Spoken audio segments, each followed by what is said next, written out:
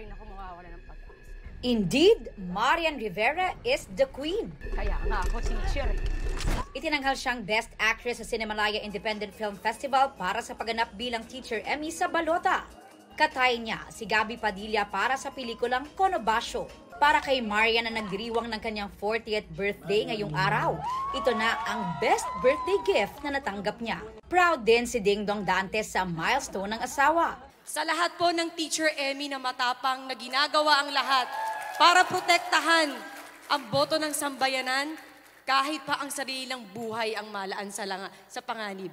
Teacher Emmy, para sa'yo to. Kinilala rin sa awards night ang iba pang pelikula, gaya ng Tumandok na hinirang na Best Full-Length Film. 3, 2, 1, drumroll. Diamantes! Yay! Meet Diamantes, ang official fandom name ni Asia's Limitless star Julian San Jose. Gaya ng diamonds, very precious and valuable sila sa singer.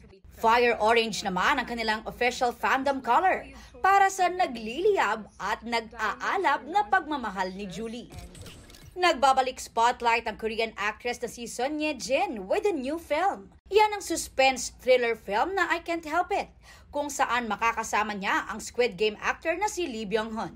Ito ang comeback ng actress after 2 years matapos silang magka-baby ng asawang si Hyun Bin. It's a beautiful day to be a My Day. Dahil February next year na nakaset ang Forever Young Tour ng K-pop band na Day 6 sa Pilipinas. Inanunsyo na ng Pledis Entertainment na hindi muna makakasama sa ilang activities ang 17 members. Mga kapuso, sama-sama tayong maging saksi.